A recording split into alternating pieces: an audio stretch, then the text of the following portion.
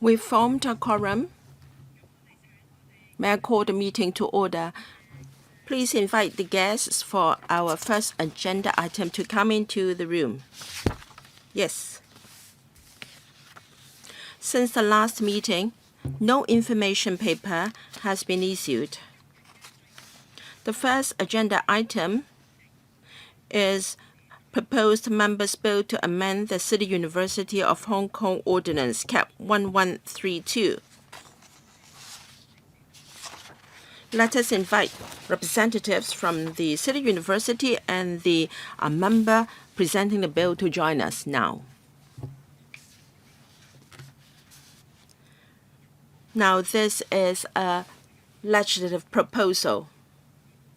All members of the Council have been invited to join this discussion. May I remind members that in accordance with ROP 83A, if members have a pecuniary interest, whether direct or indirect, in this item, please disclose the nature of the interest involved before you speak. And let me declare that I'm currently teaching in the law school of the City University. I'm not involved, however, in the administration of the university. Now, this member's bill is to be presented by Mr. Jeffrey Lam, a member of the Council. Please, may I refer you to paper CB3 952/2024-01. The paper provided by the City University of Hong Kong can be seen in paper CB3 952/2024-02. Will members who intend to speak on this subject press the request to speak button? I will first give the floor to Mr. Jeffrey Lam, the member presenting the bill. Inform you that I had discussed on numerous occasions with City University Council and agreed to be a member in charge of this member's bill to amend the City University of Hong Kong Ordinance.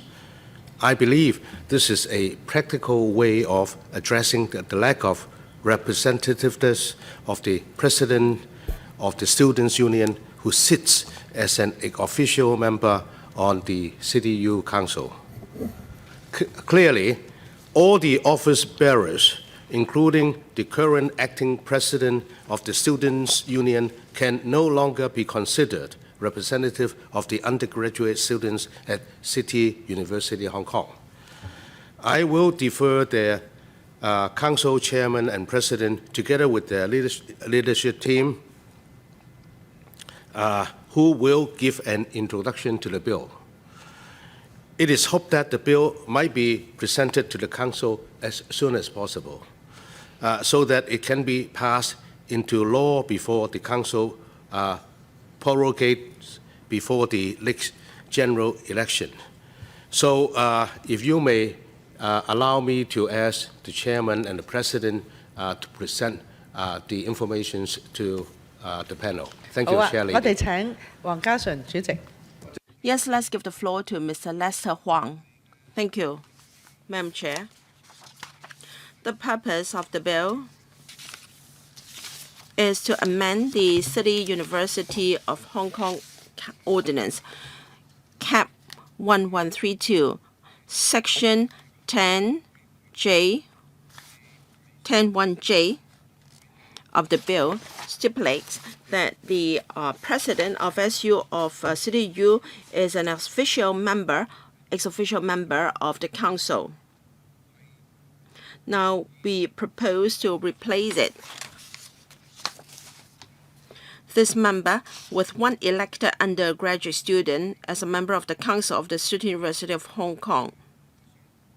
So it will be appointed by the Council to become a member of the Council.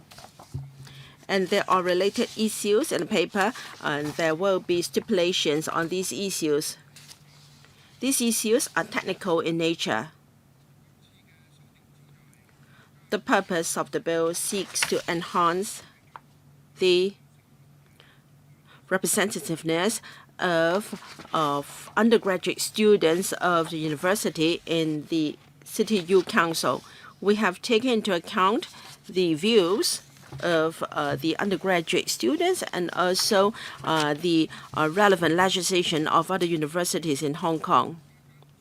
There are 8 local universities funded by the University Grants Committee in Hong Kong. Hong Kong U, Polytechnic U, CU, as well as the Hong Kong UST have already set up their system to have a representative of the undergraduate students to sit on the council to replace the president of their respective student unions. We have consulted the undergraduate students of City U. In City U, we have different interest groups, associations, and unions. We have discussed with the leaders of these various organizations. We've discussed the mechanism of the election. We have discussed the pros and cons of the current proposal, and we have taken into account their views. We have held in total 7 consultative forums. The purpose of the amendment is to allow undergraduates to choose their own representative on the council, and so we believe our mode of consultation is appropriate. On various union or council meetings, we have discussed the proposed amendments. We've also taken into account views collected from students during consultative forums. The acting president of the SU was present at these council meetings to discuss this new mechanism. 22% of the students present at consultative forums were inclined to have the status quo. However, 41% of those attending were supportive. The remaining 37% had no particular position. The university has also consulted the Education Bureau, which has no objection in principle to our proposed amendments. I now give the floor to Professor Boyle. So this proposal seeks to address the issue that the student union can no longer be considered representative of the undergraduate students at City U, Hong Kong. Currently, only 17% of undergraduate students are members of the student union. In other words, 83% of undergraduate students are not entitled to participate in selecting the student union president, who sits as a member of City U Council. In the past 5 years, with the exception of 1 year, the student union has failed to properly elect a president and an executive committee for reasons that include the absence of nominations, which made it impossible to have an election, and those who did vote were below the threshold of 10% of those entitled to vote. City Youth Council had expressed concern over the student union's lack of representativeness over the years. In June 2024, the student union's failure to properly elect a president continued. The proposed amendments were first considered by City Youth Council at its meeting in November 2023.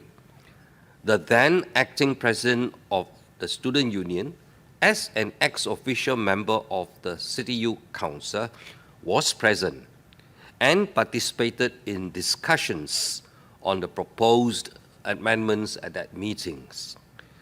Meeting reports on the Council's discussion on this issue are accessible to all staff and all students on CityU's website, ensuring a high level of transparency.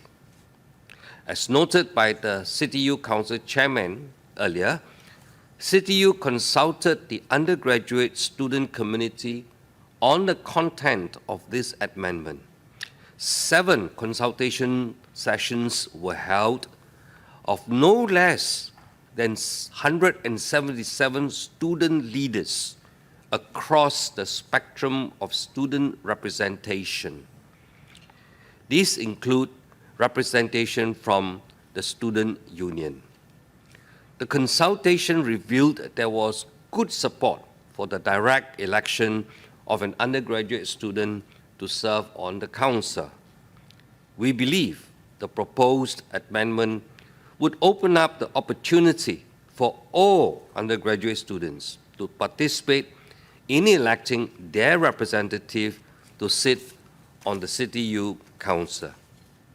Separately, the postgraduate student member on the CityU Council is returned by election, for which all postgraduate students are entitled to vote. We propose that a mechanism with substantially the same features should be in place for undergraduate students. After the bill is passed into law by the Legislative Council and has come into force, all CityU undergraduate students will enjoy the same rights as those enjoyed by the postgraduate students in electing their own representative to sit on CityU Council. Thank you, Chairman. Thank you, Professor Boy. 而家咧就係議員發問嘅時。Now I open the floor to members. I read out the order. We have 8. For the time being, I propose 3 minutes for each member, but I will allow you to overrun a little bit if need be. Now, I read out the names: Mr. Dennis Leung, Mr. Tik Chi Yuen, Mr. Benson Look, Mr. Chen Chen Ying, Mr. Lam Chen Sing, Mr. Chang Meng Kwong, myself, as well as Mr. Stanley Ng. I give the floor to Mr. Dennis Leung. Thank you, Chair. Now, according to the paper,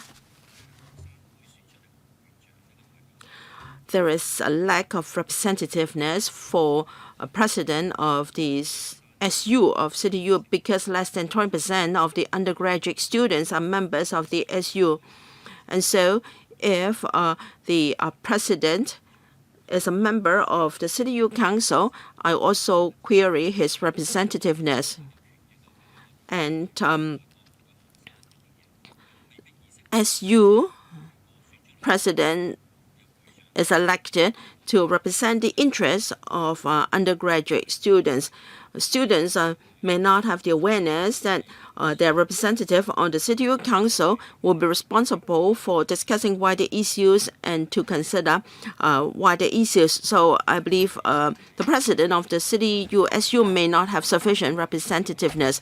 However, I'm concerned about the amount of explanation that has been done by the university, and to what extent do the stakeholders have access to relevant information. I hope this can be made clear because we're not a rubber stamp. We want the university to consult students properly before amending the legislation to make things work smoother. Let me declare interest. I'm an alumnus of the City University. I'm also advisor to their mathematics faculty. 黃主席。主席，多謝。 Mr. Lester Wong. Thank you, Chair, and thank you, Mr. Leung, for his questions. With regard to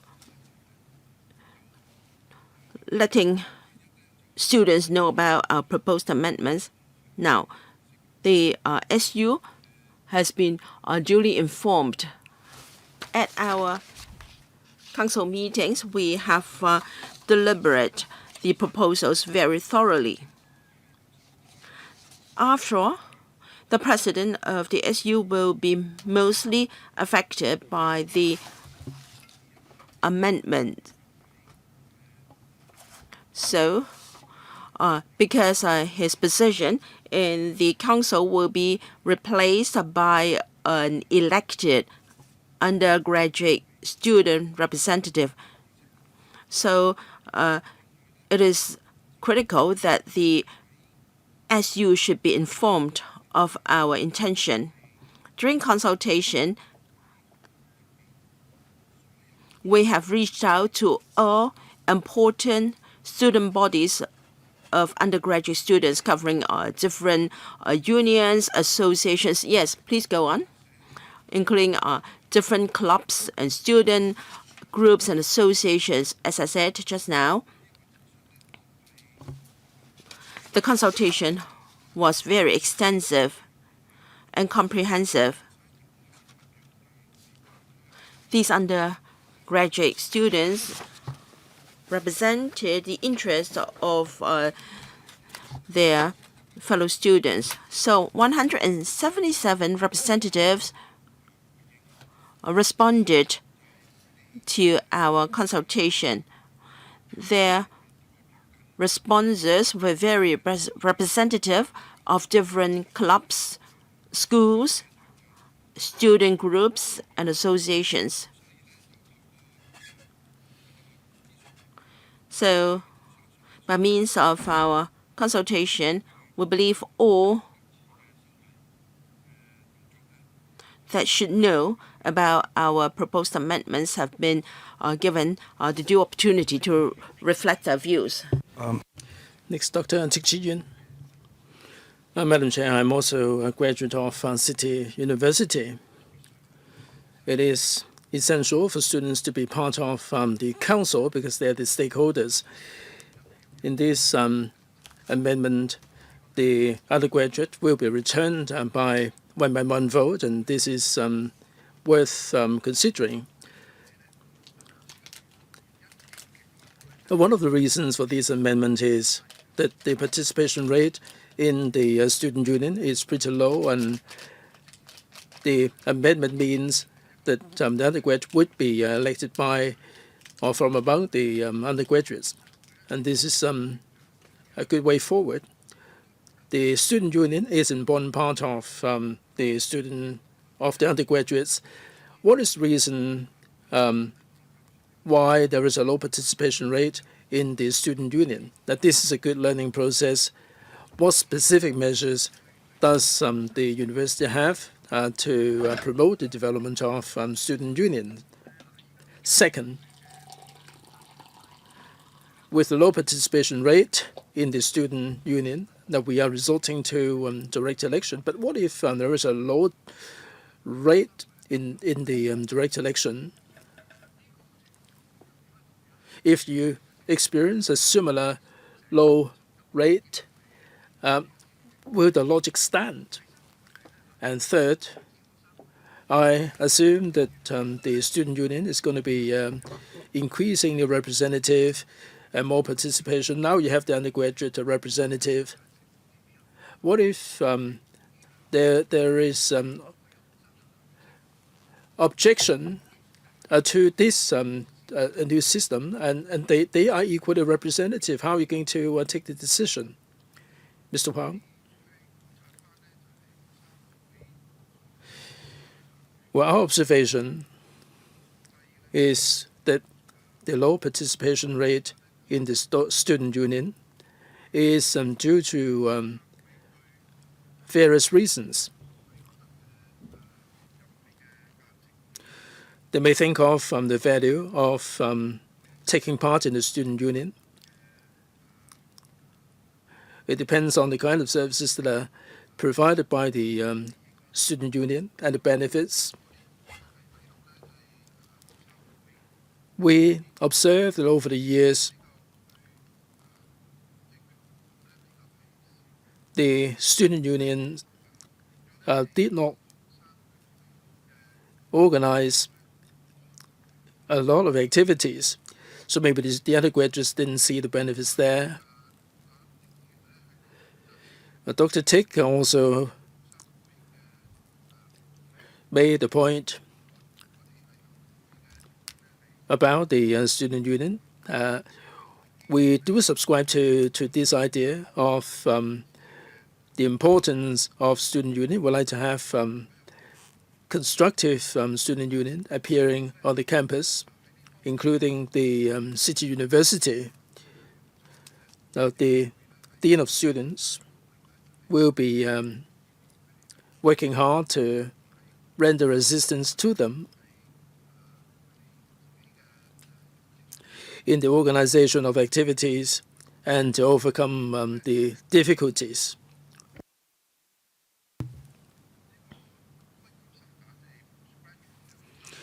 Now, for postgraduates, we do have a mechanism whereby they can also return their representative by one man, one vote to sit on the council.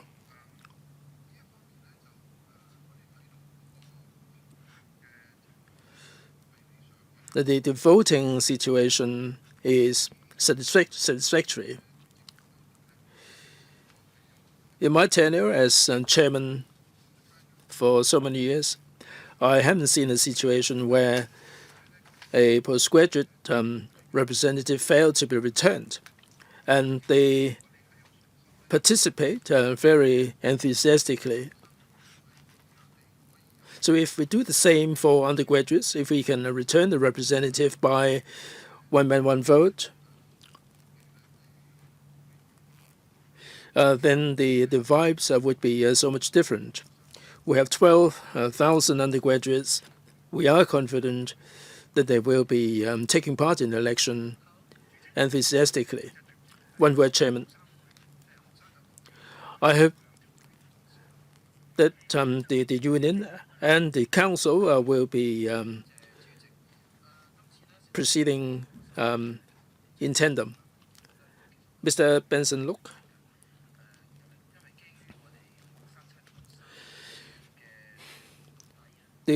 There is a low participation in the student union, and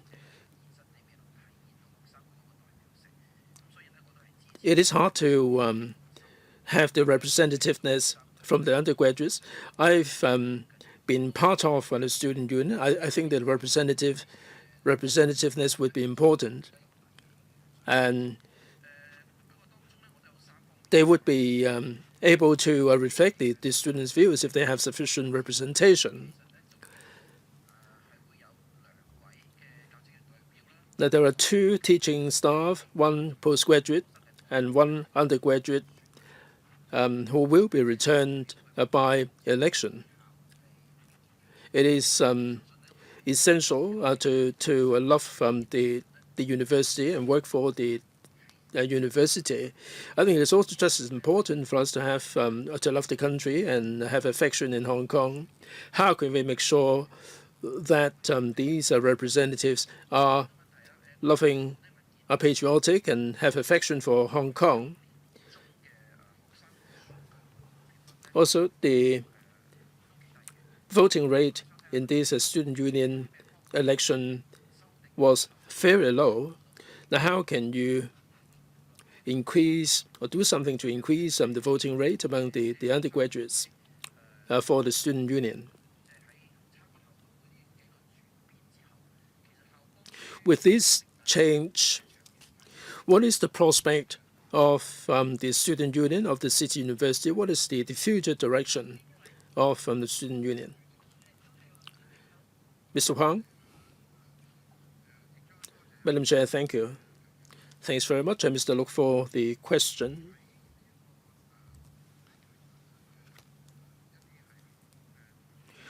Now, for these council members returned by election, we are also concerned about the idea of being patriotic and having affection for Hong Kong. Of course, there are different voices on the campus. in university, the spirit is to be able to accommodate different voices.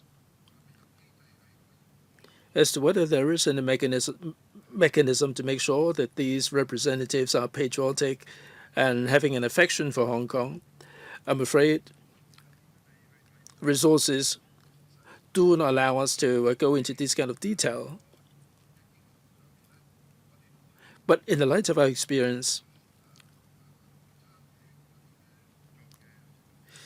the council members are having the interest of the university in mind.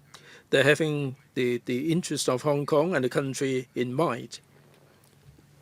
So we haven't seen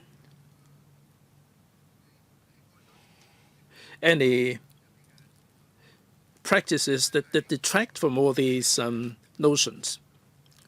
As to the voting rate, like the member, we are also concerned about this.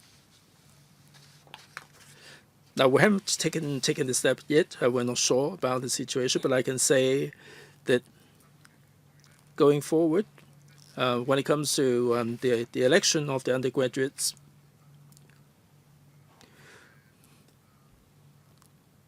the university will make every arrangement to facilitate the undergraduates in the election. And through publicity and other means, we would let the students know about the importance of this election, and we hope that there would be a good turnout rate. As to the student unions activities, Dr. Tick referred to this a moment ago. We subscribe to the idea that the student union is important. We hope that they are constructive and they are active in organizing activities. Mr. Veronic Chen. Madam Chair, thank you. Now, the other universities have already made the changes. I'm in support of these amendments. I'm a member of the Hong Kong U Alumni Association. Now, the changes mean that the operation has been smooth. The chairman has addressed this a moment ago. Now, we have 12,000 undergraduates in City University. During election, you should mount publicity for these undergraduates. You don't have to wait until after the enactment of the bill. Now, we have started the legislative process. Isn't it right for you to start the publicity on campus by the time the bill is enacted and the procedures are kicked in?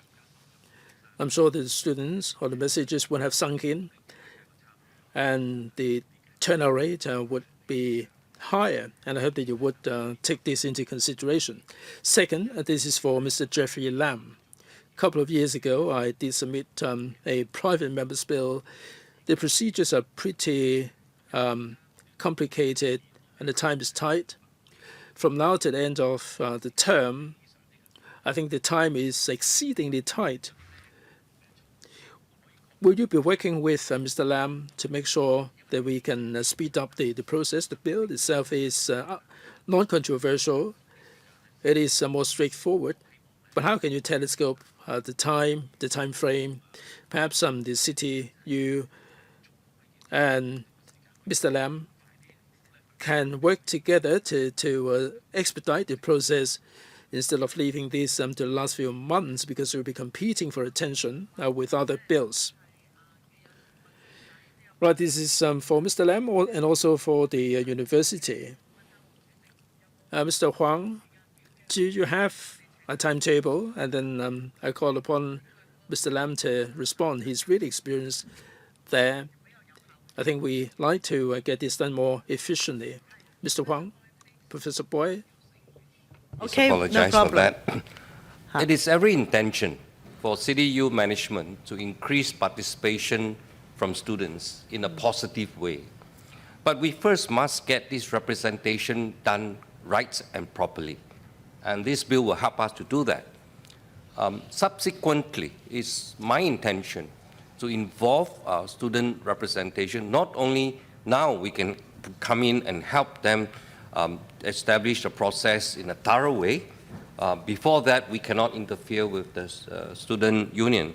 On top of that, I would like to include the proper student representative even in our budget process, so that students know that I will set aside a certain amount of the budget for them to see what is they want from the students' point of view to be done in the facilities, in the campus, and so on. I believe this is a positive way to interact with them and also increase the interest of the students to be involved and so on. Thank you. Okay. Mr. Lam Kin-fung. Thank you, Chair. Now, the SAR government has this principle. We want to do the right thing well, and in fact, this amendment is long overdue, so we must work very quickly. I will work very closely with the university to prepare all the documents, and Chair, with your support, hopefully we can complete the whole process before the next summer recess. And of course, we need to have the green light from the government before we can work at double speed. Chair, I have discussed with you this issue beforehand. I'm pleased to see that you are very forthcoming. We are not going to waste a second. We will do our utmost to kickstart the work as soon as possible. As I said, hopefully we can complete the legislative amendments before the summer recess. Yes. In CB 3,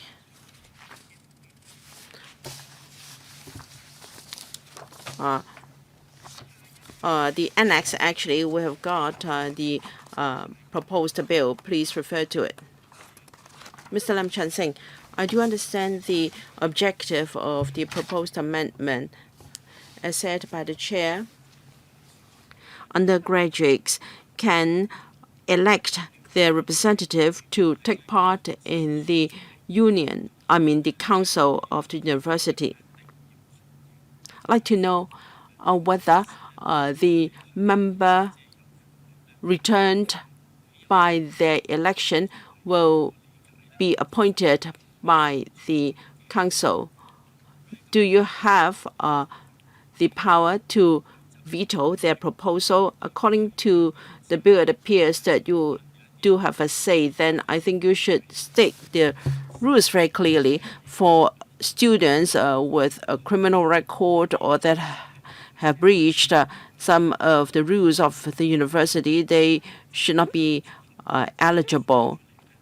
You should make it clear that the voting results will not be validated. Otherwise, I'm worried that an elect may be supported by thousands of undergraduate students and yet not validated by the council. There might be controversies. I hope the rules can be made clear to everyone beforehand. I'm of the view that a student duly elected by one person, one voter should be accepted, even though he might be fighting for interests of the students, such as improving the university environment and improving the culture of the university, unless there is some criminal record involved or there's some bottom line you have involved. Mr. Wong? Thank you, Mr. Lam, for your question. Indeed,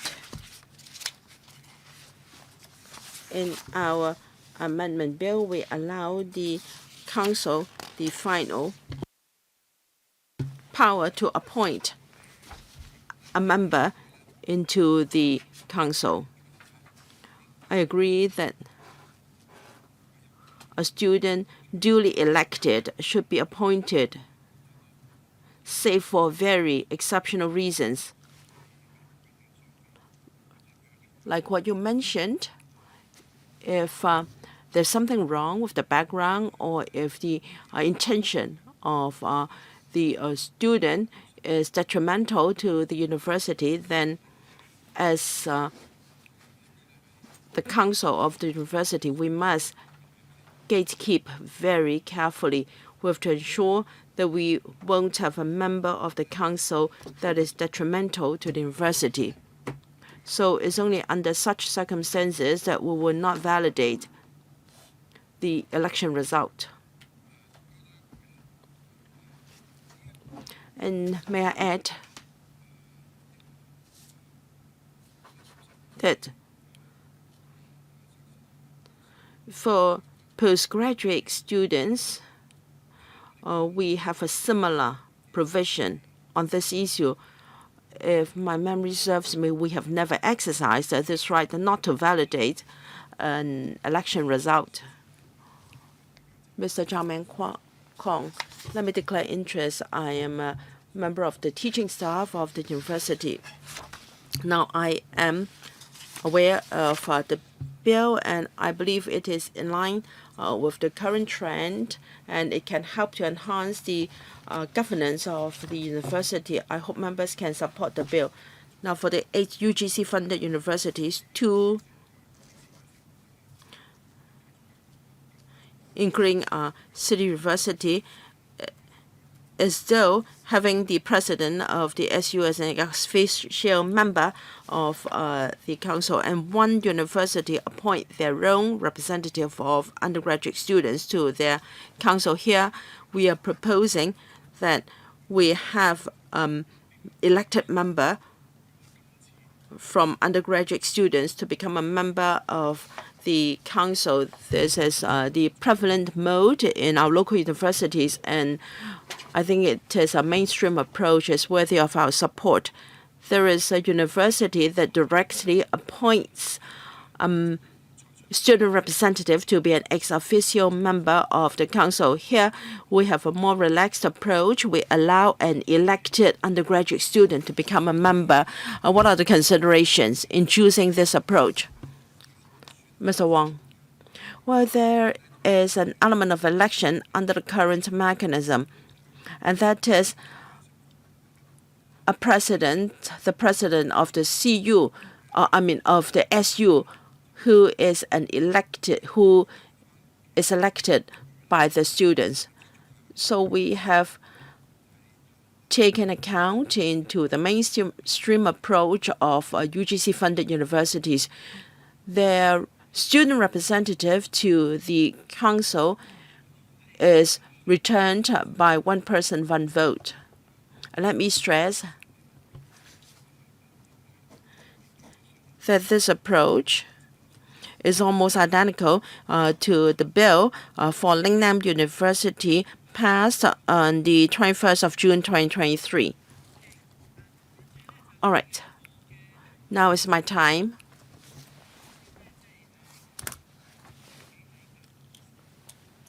Now, I was once the president of SU in university. The SU is an excellent forum for training leadership of our students. However, things have changed. We witnessed what happened in 2019 as a result.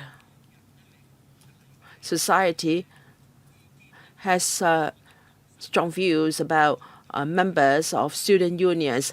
We were very sorry about that, because back then we had attachment to the country. We were passionate about serving the community. Now, I teach in the law school of City University.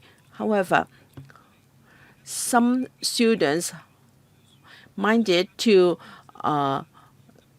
run in for the president of SU had reservations because they felt that society still has some views about student unions. And so I agree that during this period, it would be good if universities can help to allow all undergraduates to have a chance to vote. This will greatly enhance the representativeness of the student in council. That is better than allowing a student union with only 20% of the undergraduate students returning a president. I hope students can feel that universities do care for them, and it's a good learning experience for students to take part in the operation of the council so that they can understand the concerns and considerations of the council in running a university. I've got students who were council members as the president of a postgraduate union. He helped the council to solve a few difficult issues. So if you have better communication liaison with schools, you can help to remove misunderstandings. I hope the university can take this opportunity to let undergraduates feel the schools care for them and that their views be heard. So I support this amendment. It's just an opinion. And if the university has anything to add, I welcome it. Anything from the university? Thank you, Chair, for your views. I fully agree with you that students are important stakeholders like other members of the university. Undergraduate students can bring a new voice to our council, representing our important stakeholders. I agree that all important stakeholders should be given due opportunity to work together in the council. Thank you. Mr. Stanley Ng. Thank you, Madam Chair. The university attaches great importance to representation of students because they are significant stakeholders of the school. So the chair and also the chairman and also the president of the university have explained very clearly the reason for the amendments, and I fully support that we should improve the representation of undergraduate students in council. However, the representative will be returned by election. So can the university tell us the voting mechanism, the nomination mechanism, etc.? I'm concerned the students will graduate sooner or later. The term is 3 years. If the representative should graduate within the 3-year term, will you have to call another election? Because the student-elect his years in the school may not coincide with his 3-year term. So how will you address the situation? Mr. Huang. Now, if we look at the voting or election mechanism for postgraduate student member, we post notices in our school campus to let students that they have the right to run and to vote. Of course, there are more undergraduate students than postgraduate ones, so we will step up our publicity in the first place. And secondly, because undergraduate students will usually be moving around in the school campus, so they will be duly informed that there is a coming election and they have the right to vote. We will do our utmost to ensure that there will be a high turnout rate. Thank you. Thank you. Mr. William Wong. Thank you. I declare that I am a professor at the CUHK. I understand the students' activities. For myself, I think we can enhance the students' representativeness. That the undergraduate will be returned by election, and the students may not be familiar with the meeting procedures and etiquettes. So in order to enhance the efficiency, or like the chair said, we should train the students some of the meeting etiquette. Will the university be giving any training to the undergraduates, or will there be any communication with the undergraduates before the meeting? Mr. Huang? Madam Chair? Anyone joining the council, whether it be student or non-students, the Secretariat would be giving them a briefing to let them know that in their capacity as council member, what responsibilities and rights do they have, so that they would understand that in dealing with the documents, or in dealing with the subject under discussion, where they should stand. We're not asking them to become a rubber stamp. We hope that they will bring to the council different voices. But in the process,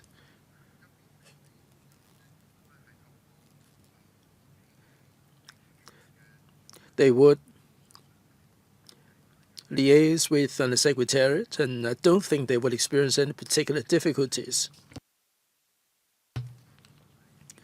So the students, whether it be postgraduates or the undergraduates, taking part in the council, they would be really proactive. Dr. Wong? Thank you very much. What I'd like to suggest is we can have some kind of a board meeting to brief the undergraduates of the details. The undergraduates may not have sufficient experience there. Perhaps the Student Affairs Division should maintain communication with undergraduates in order to enhance the meeting efficiency. Mr. Downey, Professor Downey. Thank you, Chair. I think it's a very good question, and we've already addressed it. We actually have the same training for our student members of council as every member of council, both internal and external, go through. They receive training from the Secretariat before they take up their post, and they're given a written code of conduct, which is available for you to see should you wish. I just wanted to go back to the gentleman's comment about term. Our undergraduate and postgraduate student term is currently 1 year. It's not 3 years. And of course, you know, that makes it much easier to run through a full session of council. Wang Jiao. I'm sorry. Really addressed. I was actually asking. We feel understand that the Secretariat would actually coach that particular representative, but students is a students. They are not very experienced in this sort of meeting. So I thought that it will be nice that the Student Affairs Office can get more involved, and then talk to them right before for the training part, and then at any meeting talk to them about each issues. Yeah, the Dean of Students, who sat on my left, actually does run training sessions for students already, but that's certainly an idea that we can take up and make more of. Thank you. 好，鐘教授係咪有補充啊？ Dr. Zhong?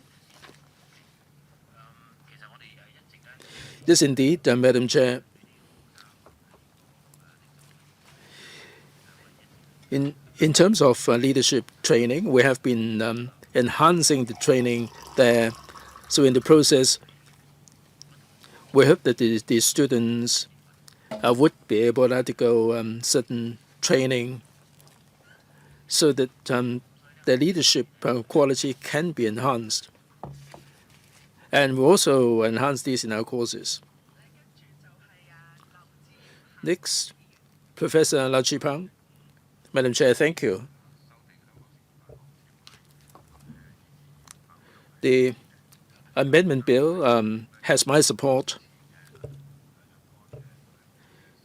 And in other universities, this has already happened, like England University, which I serve.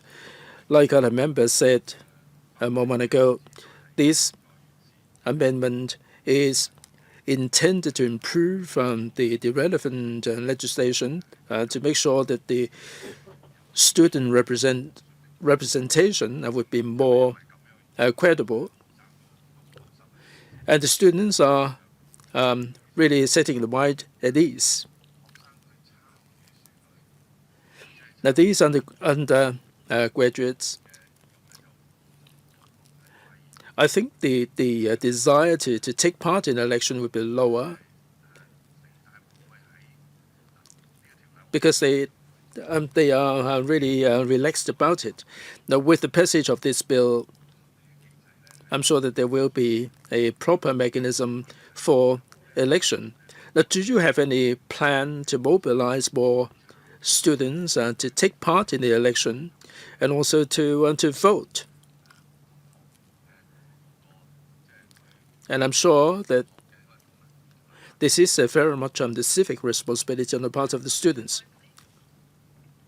I think, first of all, this bill wants to have more student representation, and that's the management and council's objective. Certainly, we can increase participation by making more aware amongst the students. As it is now, we are not able to do that because student union is autonomous, and unless they ask us, really we are not able to help. But once we have a direct student representation, shall I use the word, the full force of the management can come and encourage all the students to participate. Amongst other things, gives them incentives and so on. So we are all for increased participation of students voting. And I will make sure as president that all necessary help will be given to increase that participation. Thank you. 好，仲有冇跟進？ Any follow-up?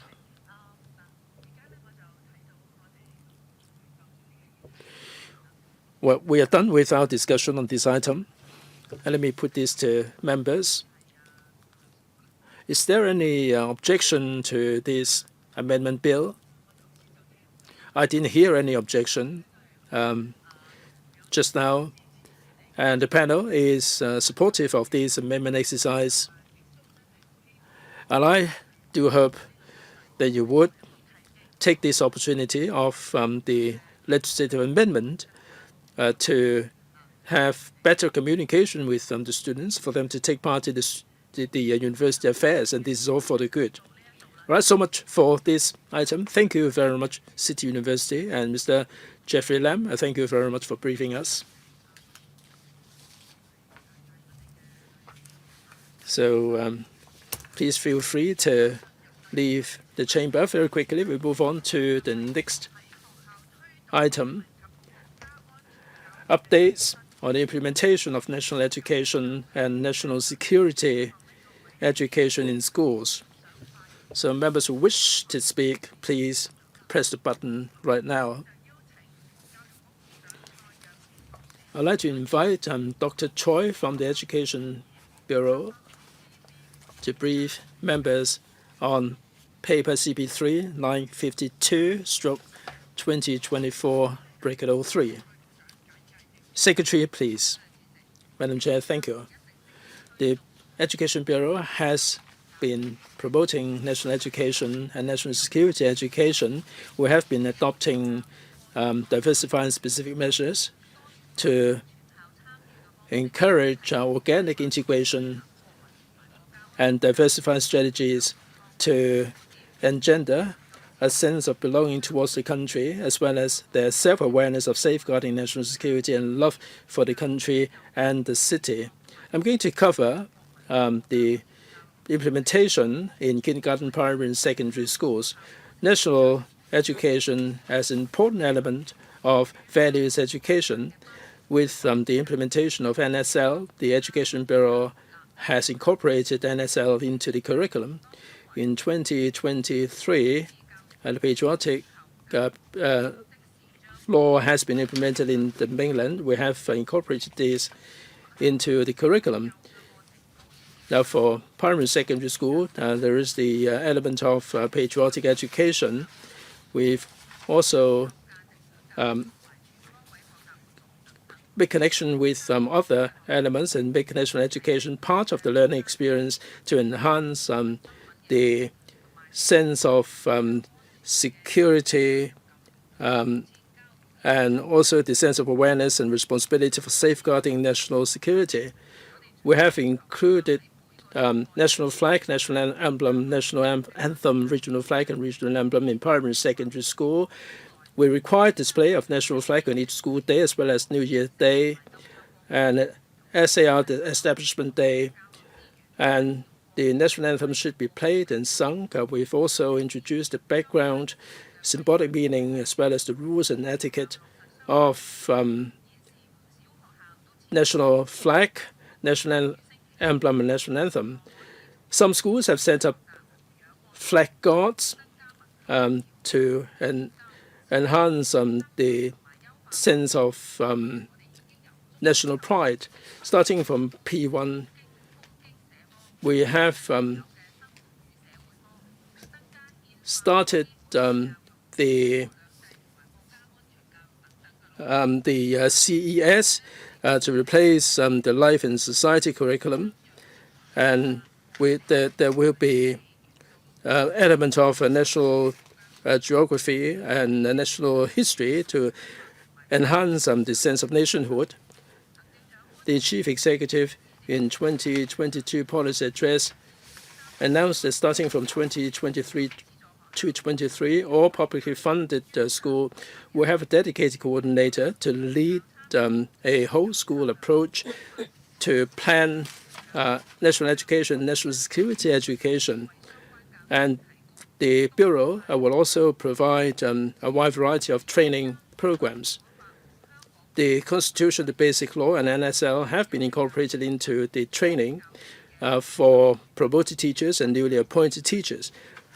Starting from last school year, all kindergarten and primary and secondary schools, all newly appointed teachers will have to score a pass in the Basic Law and NSL test.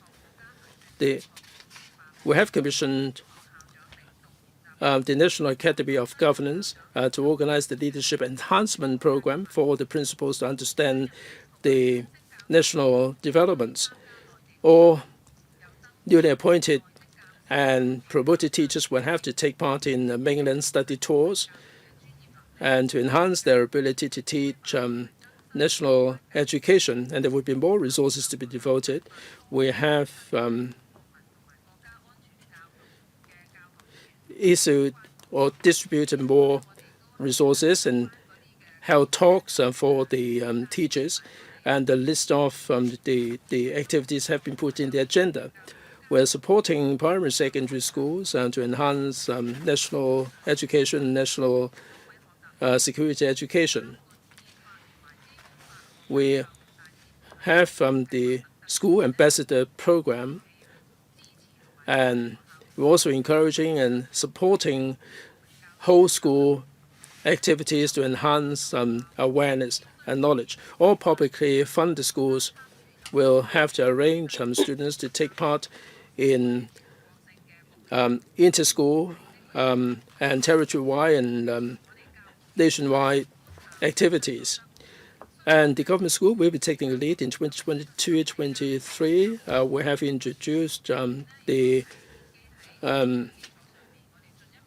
Love Our Home, Treasure Our Country inter-school activities. Together with the student sponsoring body, we are organizing more activities to do with Love Our Country, Love Our Home, Treasure Our Country 2.0 in order to create the right atmosphere. And we have also the exchange with the mainland. 100,000 quota will be set aside for the teachers to have at least one opportunity to engage in this exchange program once. In 22-23, we have started the CS mainland study tours for students to understand the national developments and achievements. We have been promoting the sister school program so that more students can take part in these programs to enhance mutual understanding and affinity. In 22-23, we have enhanced the accountability of the school. Guidelines have been revised for whole school approach to be adopted. The school authorities have the responsibility to monitor the operation in this area, including the implementation of national education and the arrangements. And starting from last school year, we have conducted focused inspection on national education in 50 schools, and we are monitoring schools' implementation of national education on different fronts. And we also promote good practices through sharing of inspection fundings. We have laid down a number of KPIs in 2022-23 policy address. All these KPIs have already been attained. For 24 policy address, we would provide at least 30 routes with red resources through the mainland exchange programs and study tours. And we've also started the trial teaching scheme to demonstrate lessons practices for teaching national geography. And kindergarten, joining the kindergarten education scheme, will have one-off grant to promote national education. And we also have the sister school with Guangdong, and we are updating the cross-sectoral collaborative activities, Love Our Home, Treasure Our Country 3.0, and we're also following up the advice of the Working Group on Patriotic Education under the Constitution and Basic Law Promotion Steering Committee. Going forward, we will be supporting schools through a multi-pronged and coordinated approach to implement national and national security education. And all stakeholders will be joining hands to create positive atmosphere and enhance students' national identity and their affection for our country. All the details, Madam Chair, are set out in the paper. I welcome questions and comments from members. Thank you, Dr. Choi. Now I open the floor to members. I suggest we have 3 minutes each, and I will allow the secretary to complete her responses. So let me read out the speaking order. Mr. Benson Look, Mr. Kenneth Leung, Professor William Wong, Mr. Lam Kin-fung, Mr. Chow Man Kwong, Mr. Chu Kwok Keung, Mrs. Regina Ip, Professor Lau Chi Peng, Mr. Stanley Ng, and myself. Mr. Benson Look. Thank you, Chair, and good morning, Secretary. As I've already said, we should start with our kids when it comes to national education and national security education, and we should also include teachers and parents before we can get the job done. The Bureau has done a lot in promoting national education and national security education, and previous KPIs have been attained. I really commend the Secretary for that. And for Para 9, it is mentioned that starting from the 2023-24 school year, all newly appointed teachers in public sector schools, DSS schools, and kindergartens are required to pass the Basic Law and National Security Law tests to be considered for appointment. And in the 2022, 23, and 23, 24 school years, 11 rounds of such tests were held. I'd like to know the number of candidates and the passing rate. Has the Bureau received reports that teachers who failed the test were employed regardless? And in paragraph 25, it is said that starting from 23-24, there will be focused inspection on national education in 50 schools. There will also be sharing sessions on the findings and promotion of good practices. I'd like to know what you have learned from these inspections and what are the areas for improvement. Dr. Choi, thank you. Newly appointed teachers are required to pass the Basic Law and National Security Law test. Teachers who failed the test will not be employed, so none of them have been employed. And as for the number of candidates, there were over 40,000 in the 11 rounds, and 30,000 of them turned up, and the passing rate was about 95%. So we can see that teachers in general have basic understanding of the Constitution, the BL, and the NS law. As for the focus inspections, we will cover the overall planning ability of schools, the teaching and learning, and the use of resources. We assess all these areas. In general, schools are able to display this awareness in their overall planning. They've also got diversified activities for students. Schools have done well in these areas. We would like to enrich their ability in learning and teaching. We have very good practices collected, and we have regular sharing sessions for other schools to enhance their coordination and planning. Thank you. Mr. Kenneth Leung. Thank you, Chair. We should allow our young people know that they are future masters of society, and national education and national security education are essential so that we can lay a good foundation for them. I welcome and support the Bureau's continuous efforts in achieving this. In relation to the paper, I've got a few questions. As Mr. Benson Look mentioned, there is concern about training of teachers.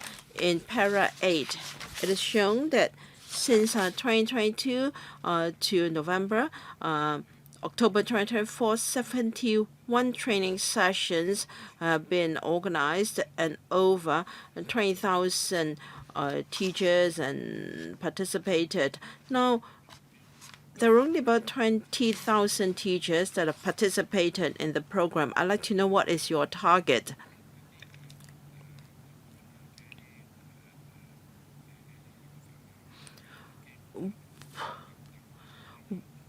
On the Basic Law and the NS Law, will you require principals and teachers to participate in refreshing sessions?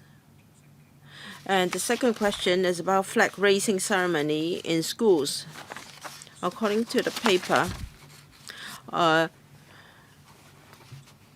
flag raising is required on special occasions and at least every week.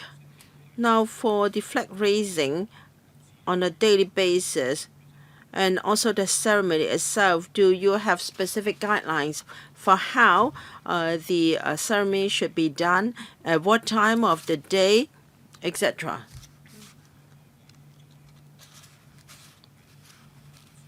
And the third question is about sister schools. I understand that we encourage young people to take part in mainland visits. We also welcome young people from the mainland to come to Hong Kong to promote interaction with our young people. You are going to enhance professional support for such visits. I'd like to know whether you have any ideas on encouraging exchange between schools in Hong Kong and the mainland. Dr. Choi, please be succinct because Mr. Leung has used up his time already. First, on teacher training. For different subjects and different ranks of teachers, we have diversified activities. We talked about 20,000 taking part in 71 training sessions. That is only part of the picture.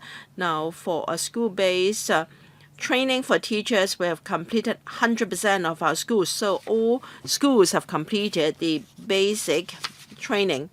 And as for latest issues and updates, we do provide regular trainings. And we've also got online teaching, and over 30,000 teachers have viewed the online programs. So we have different sessions for different ranks of teachers, different subjects, and we've also got on-site program for schools. As for flag-raising ceremonies, we have very clear guidelines for schools. All schools are aware of the mechanism, including the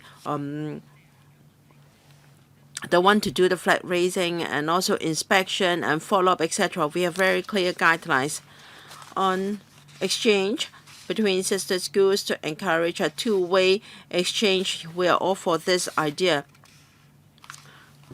For mainland students to come to Hong Kong, different arrangements are involved, and so we do offer support and encouragement based on different circumstances. Thank you, Professor William Wong. Thank you, Chair. We can see from the paper that the administration has spared no efforts in promoting national education and national security education. However, the paper gives us a list of programs and also the number of participants. I'd like to know whether the administration has assessed the effectiveness of the programs. Thirdly, the paper mentions physical resources and also visits to rare resources. Have you considered using digital resources and AI resources in implementing national education and national security education?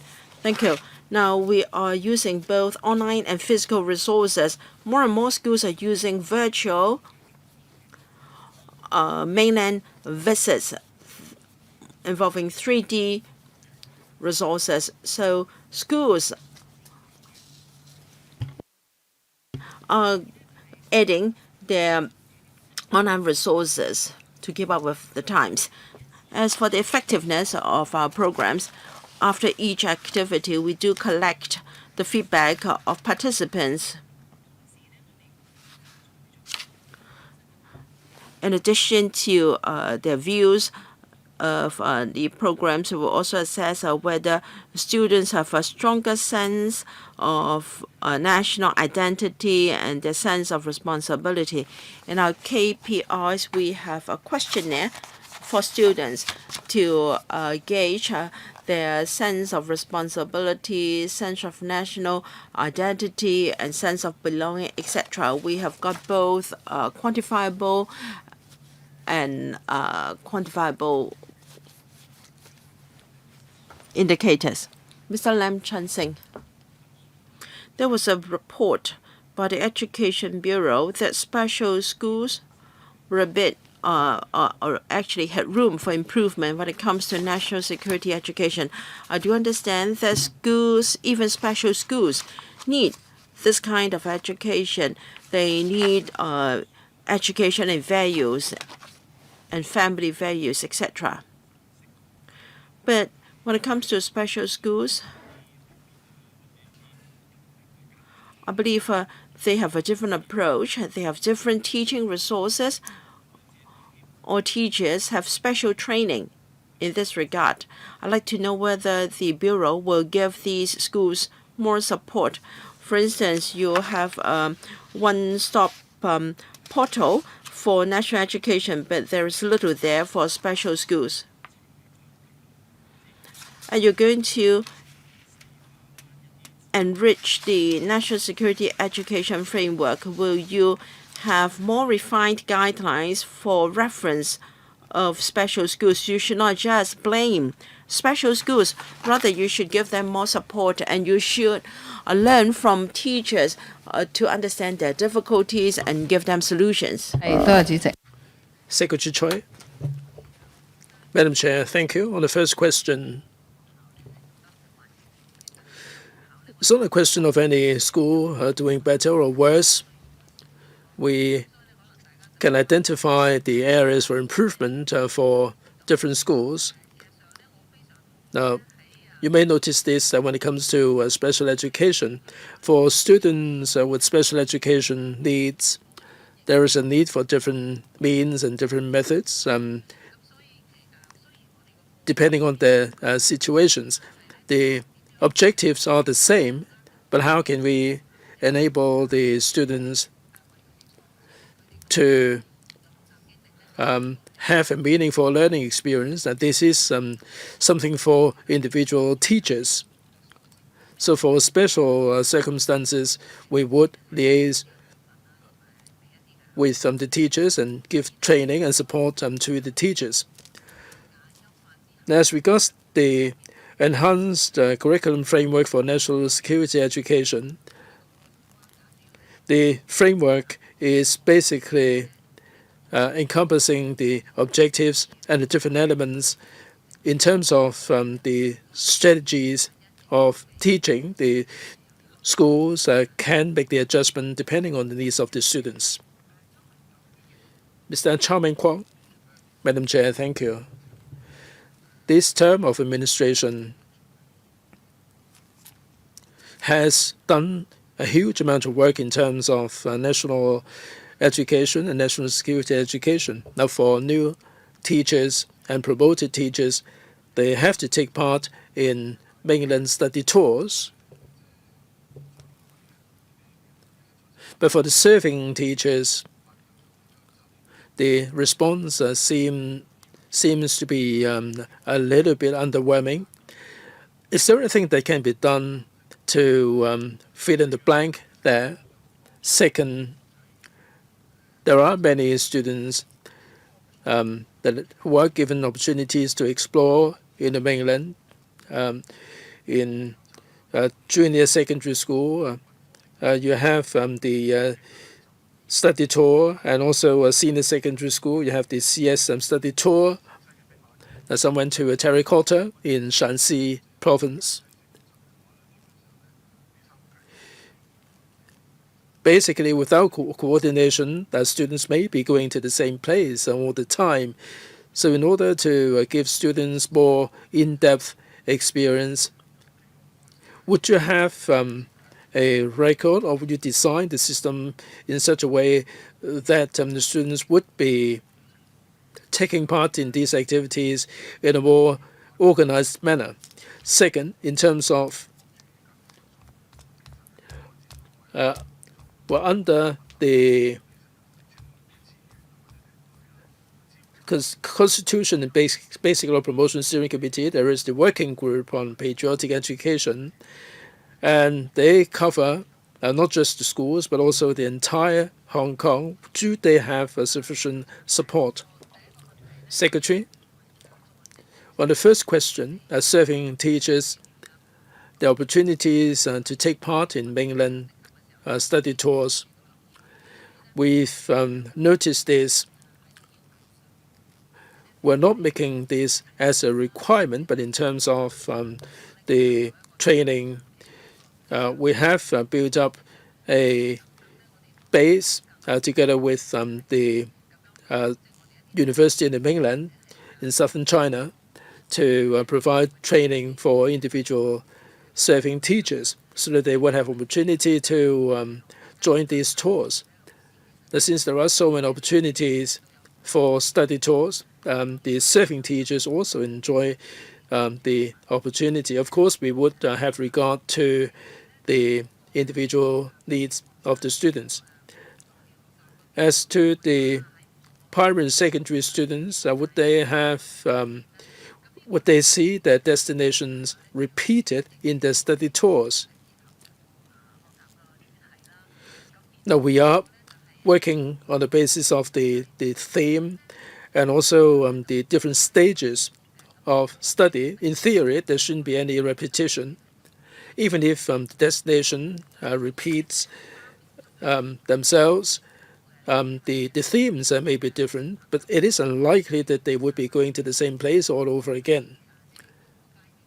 In primary schools, they would go to the GBA more, but for secondary schools, they would go further afield. Also, for the working group on patriotic education, whether there will be any support under the coordination of the CS, different bureaus and departments are supporting the work of the working group. Mr. Chu Kwok-kang. Madam Chair, thank you. In terms of national education and national security education, a lot of work has been done and the results are plain for all to see. Now we have the CS program and the CS program for junior and senior secondary school students.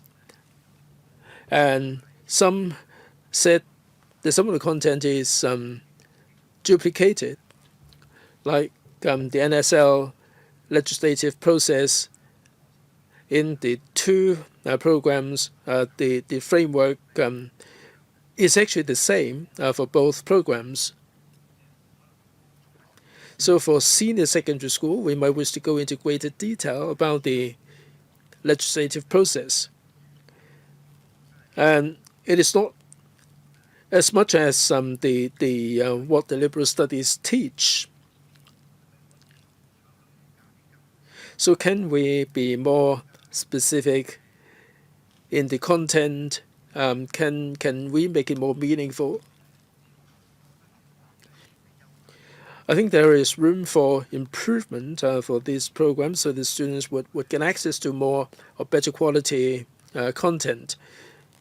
Article 23 legislation has been enacted. How soon will the administration be updating the courses? Yesterday, the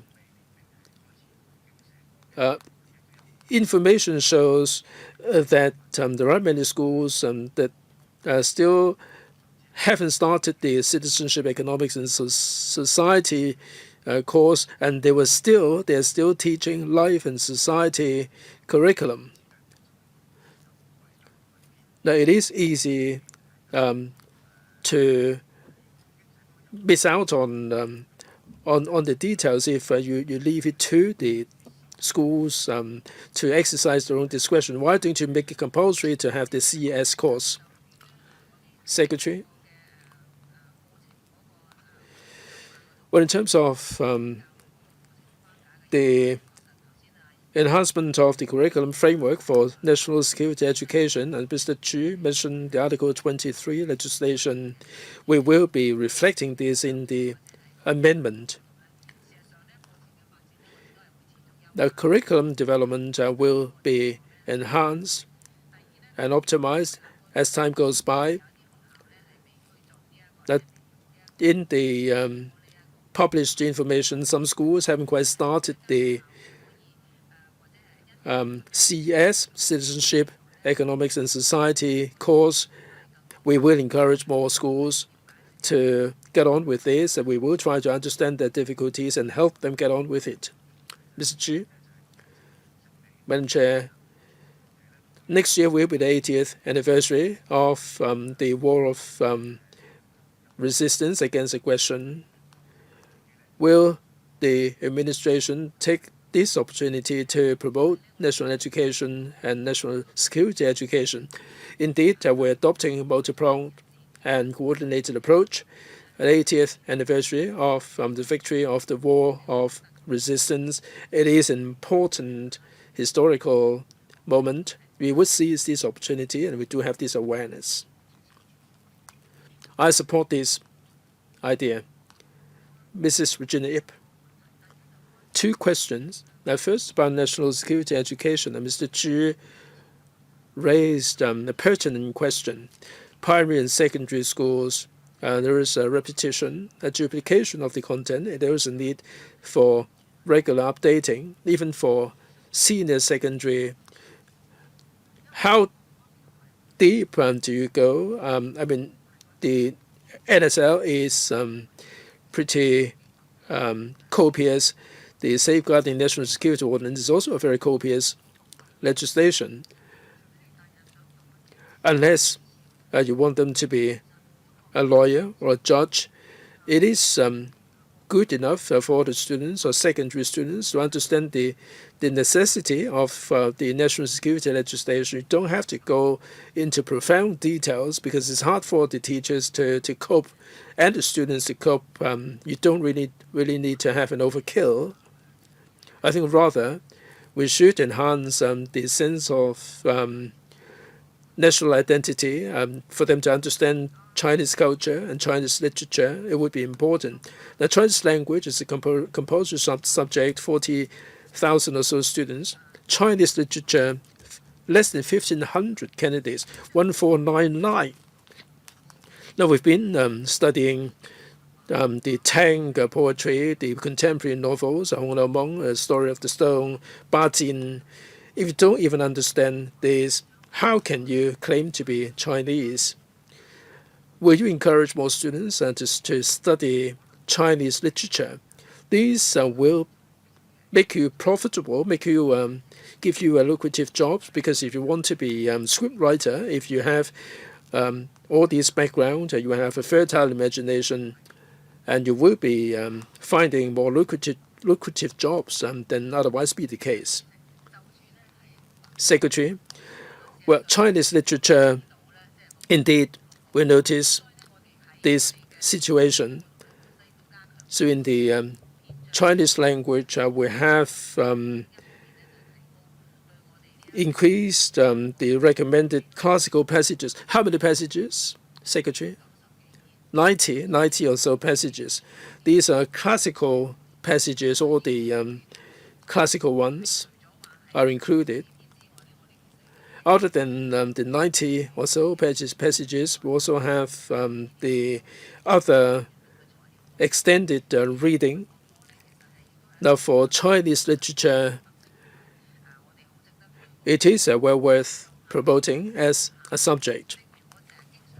As I said regularly, these can be electives that can be offered. Indeed, we need to redouble our efforts to promote this. As to whether this can materialize, it would very much depend on the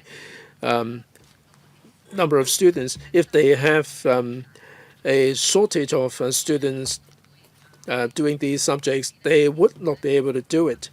So I think we have to have a broad scope for the schools. Thank you. But this is a good idea. We should promote this. Now we see a diminishing number of Chinese literature students, and we ought to do something about it.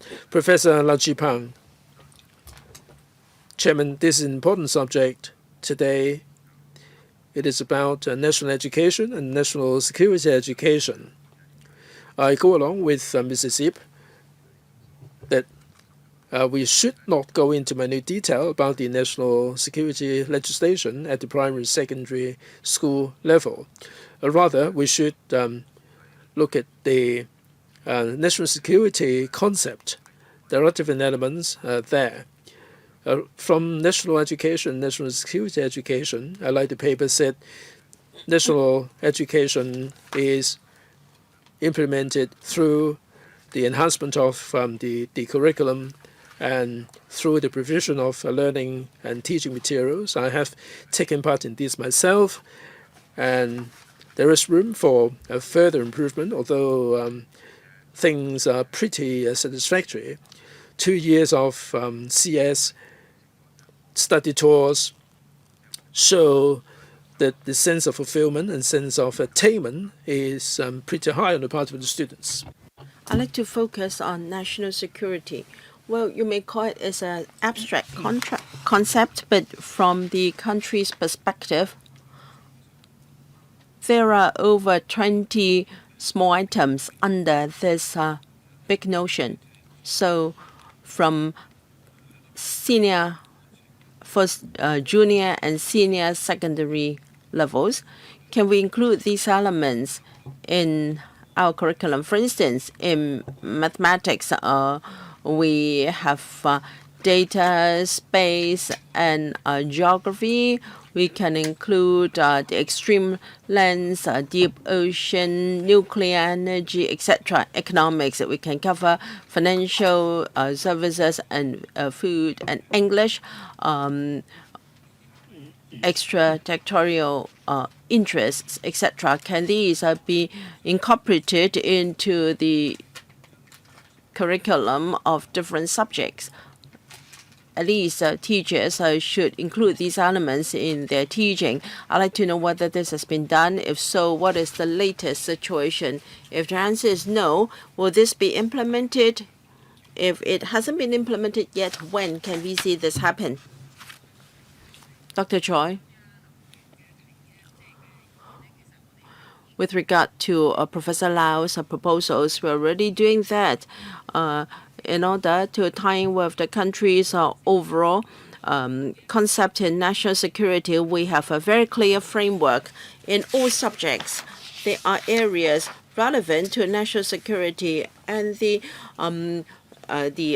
teaching design and also the main themes are set out for all teachers to know. Of course, we will keep improving and enriching the framework. And we will also make it relevant to the subject. We have learning within and beyond the classrooms. So in classroom, we incorporate such elements in the subjects concerned, and beyond classrooms, we have different visits. Thank you. Mr. Stanley Ng. Thank you, Chair. This is the education panel, which attaches great importance to national education and national security education.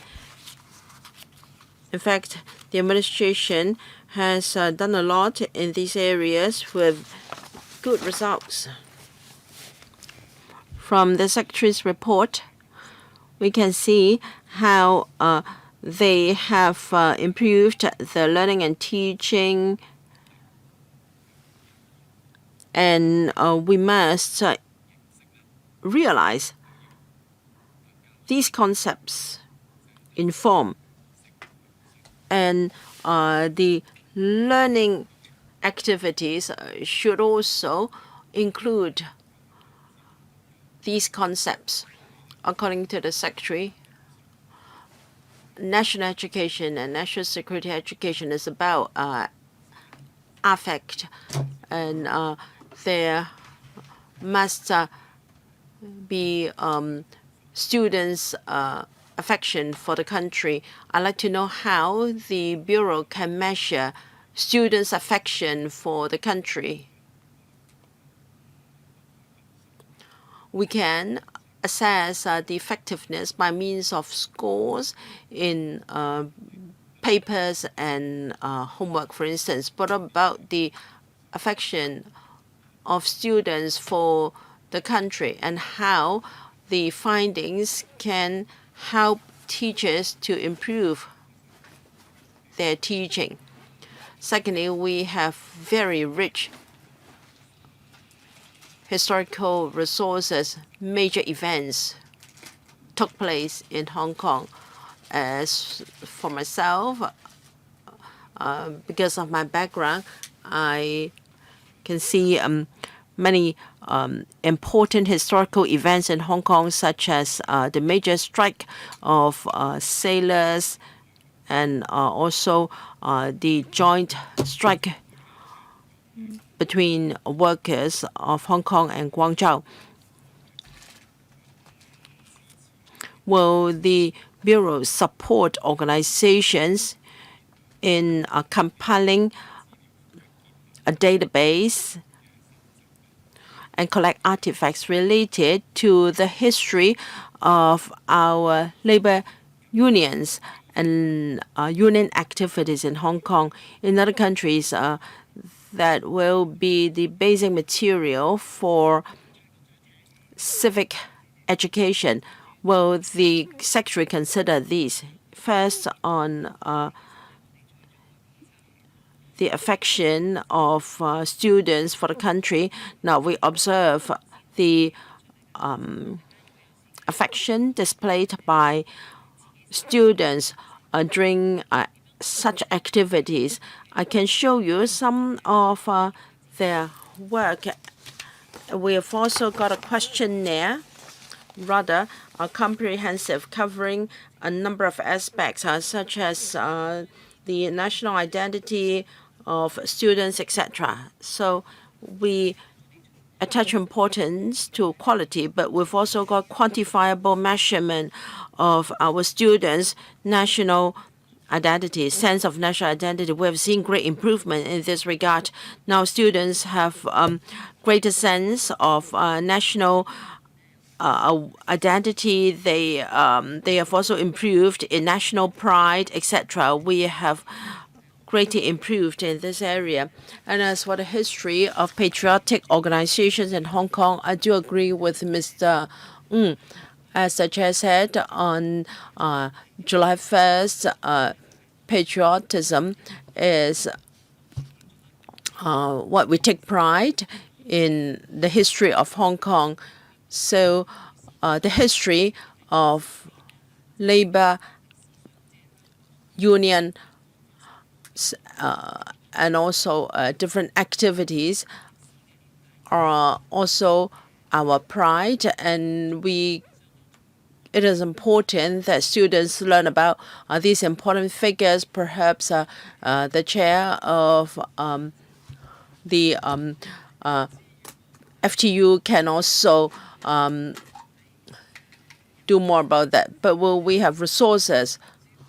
For instance, we have a library, we can have a library, and I agree that we can compile and use these resources as our teaching material. I fully concur with Mr. Lee. It is very meaningful to compile the history of our labor activities in Hong Kong. It's my time now. A member mentioned the use of AI to let our young people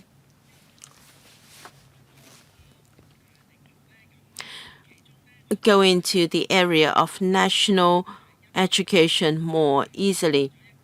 On Monday and Tuesday this week, I organized a workshop on how to educate AI tools to educate our young people.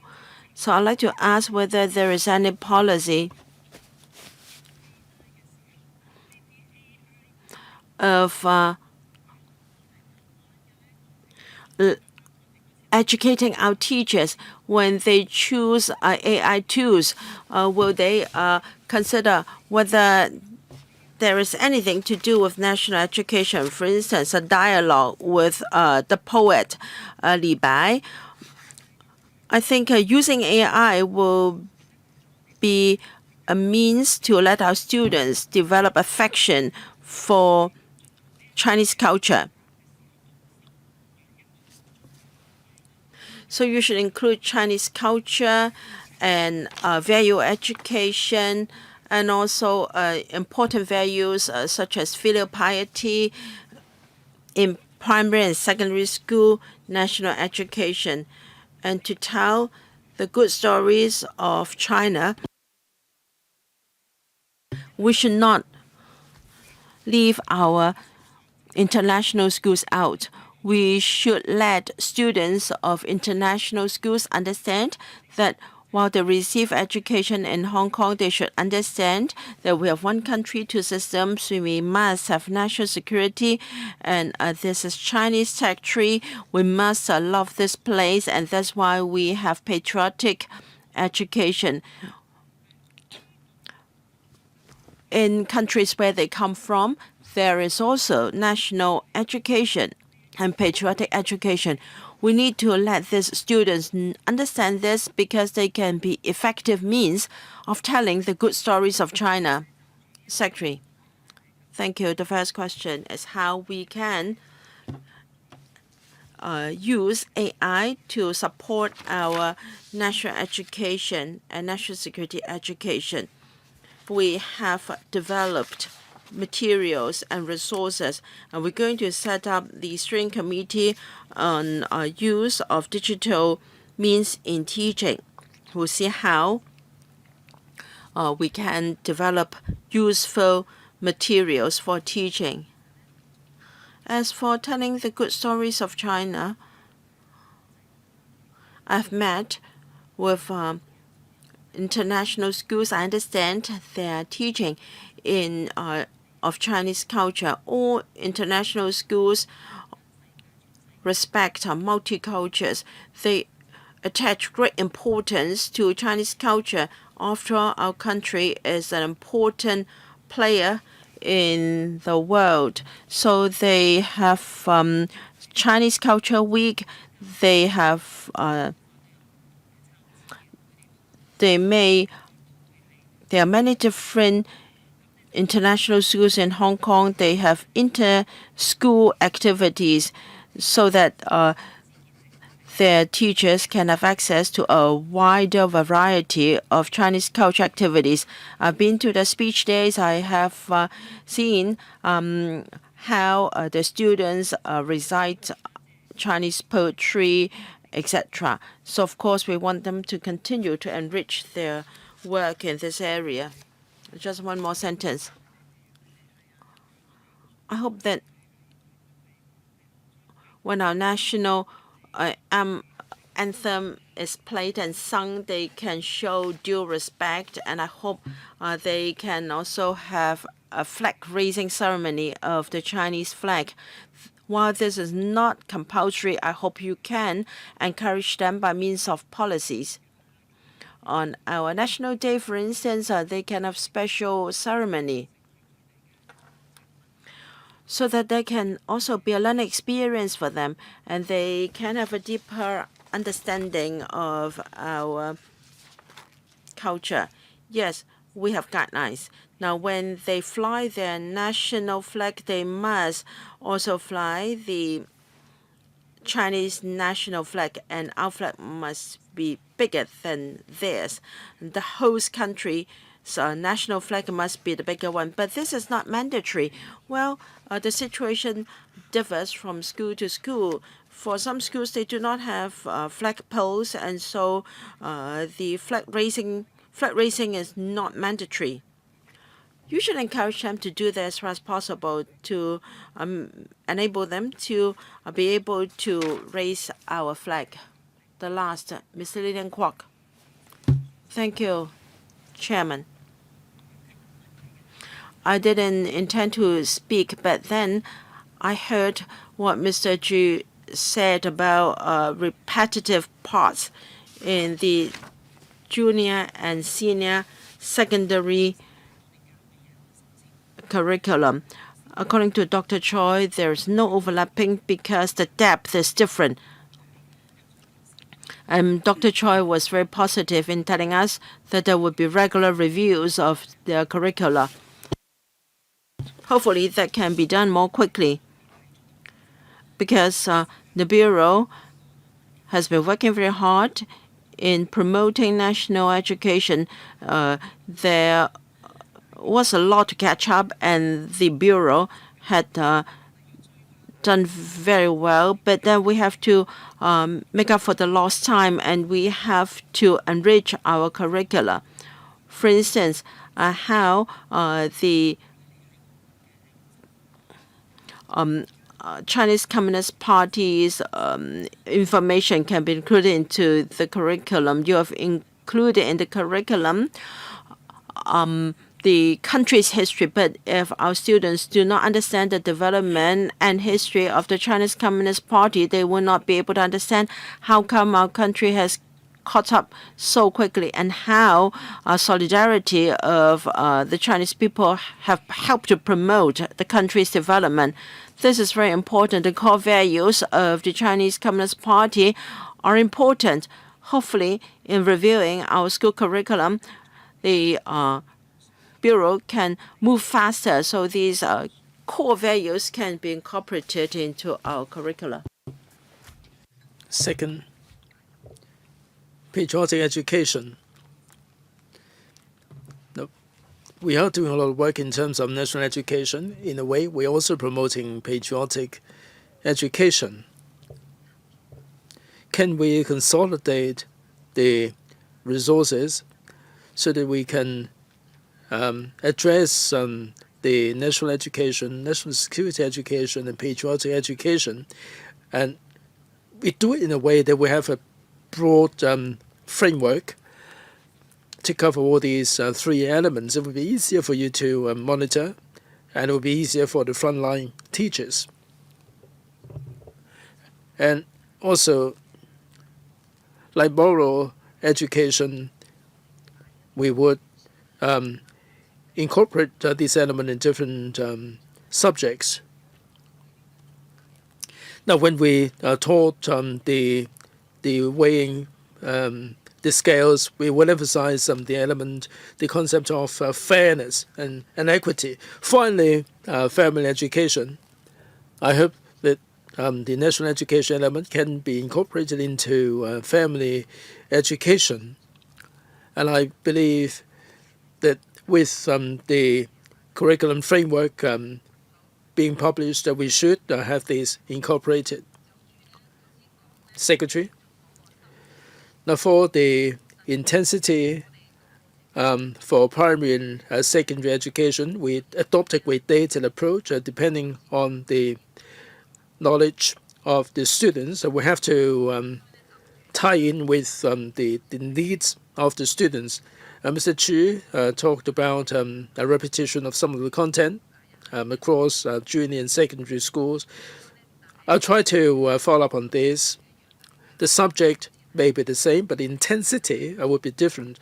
Like Mrs. Ip said earlier on, we would like the students to understand the spirit of the rule of law and also the legislative intent of the national security education. We're not asking them to study the law itself. If there are publishers that are replicating the same content across the different years, we will follow up on this. Indeed, we need to have coordination on patriotic education, national and national security education. As I said, we do need to have a dedicated coordinator, and depending on different stages, we need to have the coordinator who would look at the implementation of NS and NES in a coordinated manner. During our school inspection, we also have regard to this. Parent education. At kindergarten, primary and secondary school framework, we have already included the parent education on national education, national security education. All right. We've had a pretty comprehensive discussion on this subject. We haven't heard the last of this subject, obviously, and we have set up at one point a subcommittee. A report has been produced, and we're going to be revisiting this subject in the days to come. Today, we are focusing merely on primary and secondary schools. Right, let's move on to the public sector school building projects. Thanks very much, Ms. Choi. So we invite Undersecretary Dr. Jeff Z. Please refer to paper CB3 952 bracket 05. And there's a 30 classroom primary school at area 29 Kutong North NDA, and 3373 EP, a 30 classroom primary school at area 17 Fanling North NDA. Now this has to do with the capital work, so we have invited all other members to take part as they wish. So when members wish to speak, please press the button. I'd like to invite Undersecretary Z to brief us on the paper first. And before he does so, I'd like to remind members that under ROP 83A, should members have any interest or pecuniary interest, direct or indirect, to do with this project, please make the disclosure before speaking on the subject. So Dr. Jeff Z, please brief us on the paper CB3 952/2024 bracket 05. Madam Chair, in area 29 and area 17, we're going to be building a 30 primary school each for reprovisioning the Buddhist Chen Shi Wen Primary School and Pui Ling School of Precious Blood. And these are NDAs. We will provide 86,000 residential units with a population of 220,000, and they will be completed progressively starting from 2026. To tie in with the students and the NDA, the government sees the need to build a 30 classroom primary school each in area 29, area 17 to meet the demand. Now, because of the diminishing student population, we would reprovision the existing schools, and through a fair allocation system, we allocate the space to Chen Shi Wen Primary School and Pui Ling School. In Choi Yun Estate, the Chen Shi Wen School was built in 1982, and Pui Ling School was built in 1959 with a size of 1,800 square meters. And they were built according to the standard at the prevailing time, and they measure up to the requirements. But the facilities are worse than the existing standards. And they don't have any more space to upgrade the facilities and improve the learning and teaching environment. So with this reprovisioning, the two schools will have 30 classroom school premises similar to the modern schools. And Para 9 contains all the details. On the 28th of October, 2024, we have consulted the Development Planning and Housing Committee of the North District Council. Subject to this project being endorsed by the panel, we will submit the projects to the PWSC and FC for funding, approval, and endorsement. It would take around 3 to 3.5 years to complete. Thank you. Well, looking at the clock, I must declare that the meeting be extended by 15 minutes. We have 3 members on the list, so 3 minutes each. And then the Undersecretary will be called upon to respond. Mr. Charming Kwong? Madam Chair, thank you. We are suffering from a fiscal deficit of $100 billion, but we have to upgrade these schools. Is there any way to compress the budget. That this is costing us 594 million and 521 million. Now we've seen projects costing us 450, 410 million dollars before, and there is a difference of about 100 or 200 million dollars. Will the ASD and other departments look at this? I don't think the inflation would boost the cost by so much. So can the cost be further compressed? Second, there are some greening facilities, and I think that there should be some greening facilities for these schools, like the photovoltaic solar panel can be added. We need to tie in with the decarbonization, that the solar panels would enable the students to understand this power generation, and this will cut down on the power bill. And also, of the 30 classrooms, one of them is the liberal studies room. Will you be splitting this general studies room into smaller rooms so that we can cover the STEAM education and for the students to understand, to have more combination of theories and practice? Under Secretary? Yes, about the price tag. We have been liaising with the engineering department and not least the ASD. Now, in terms of the pricing, we can see that the unit price for building works and the engineering work, they are actually similar to works of similar nature.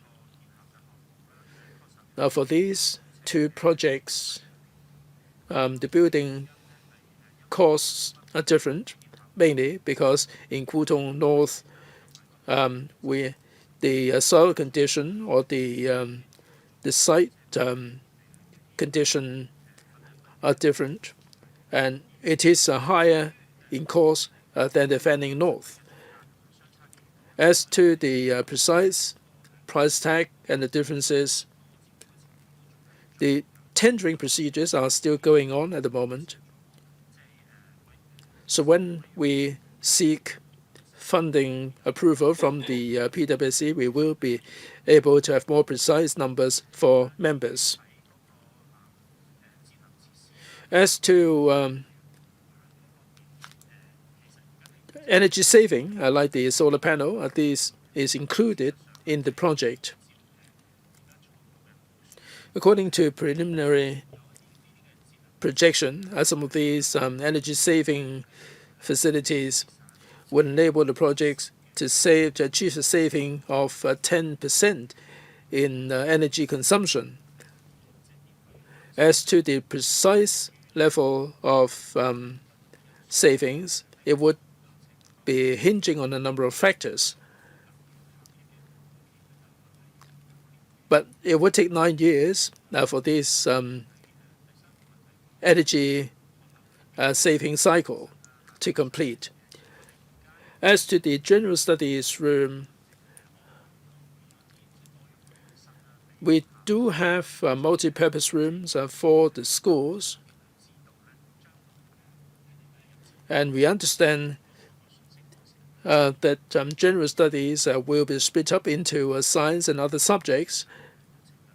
And in this project, we have already taken into account this particular factor. So by the time the school is up and running, there will be room for the school to start the science subject in the primary school. Mr. Chu Kwok-kang. Madam Chair, thank you. I am a chair of the Northern School Council. Now we can see that large sponsoring bodies are having some advantages. If a sponsoring body is running one school, it would be hard for them to compete for new school premises. Like these to schools. For instance, I understand there are some village schools and there are some schools of similar age that have put in the bid, but they fail to secure an interview even. I can see in many different districts, the sponsoring body may have 3 schools that they would fare better than other smaller sponsoring bodies. And I hope that you will give more opportunity for the small sponsoring bodies. Regarding number of classes in the new schools, now, according to the administration, when schools were first planned, there was sufficient student population, but by the time the school opens, the student population has dropped, and there were cases where instead of 5 classes per level, there were only 3. So the 2 schools will be re-provisioned. Their school premises are really dated. I support the project, but I hope the administration can consider the number of classes they can operate. Now, they are having 4 and 3 classes per grade, respectively. Can you undertake the following? Upon commissioning, if the school population is lower than expected, then for S6 and S5, the same number of classes will retain. Because if they operate 5 classes per grade, then they will be competing students with other schools. If there is no reduction of the number of classes in schools in the same region, I have no problem with that. But if we are reducing the number of classes in schools of the same district, then we should not allow this school to operate so many classes. Thank you. First, on the allocation of school premises, this has nothing to do with the size of the school sponsoring body. We look at the quality of teaching of the school concerned. This is our primary consideration. We also look at the school business plan, the track record, and the condition of the current school premises. Take the 2 schools as an example. Chin Kok Lin Se and Precious Blood are not the largest school sponsoring bodies in Hong Kong. But let me stress that we do not give regard to the scale of the school sponsoring bodies concerned in deciding premises allocation. Mr. Ju asked about the number of classes to be operated. We do understand that. When a new school is about to commission, we will communicate with the local community and different stakeholders in deciding the number of classes to operate. And we do have a very close dialogue with Mr. Zhu for this issue as well. But we will have to consider a number of factors. We have to look at the student population in the school net. And we'll also liaise very closely with the housing authority to take into account the progress of public housing projects there. Mr. Ju can rest assured we can continue our communication with the school community in the Northern District. Thank you. Mr. Li Kwok. Thank you, Chairman. I want to show my support for the project so as to improve the school environment. However, I have a few follow-up questions. First is the school premises allocation committee. I have been following this issue a number of times. I'd like to know whether the membership makeup is 50-50. I was once told that there would be a review in the member makeup of the committee. And secondly, on the allocation of school premises, a member asked whether we should continue to have a liberal studies room because of a review of our school curriculum. Will you update the schedule of accommodation for our schools, given that it hasn't been renewed for a few decades? And what about charging points for electric vehicles? Will you allow such a facility to be provided in your car park? And the fourth thing is, we have to take into account the environment of the Kutong North NDA. Will you ensure that the design can blend in with the natural environment so that schools can be unique in their design? Thank you.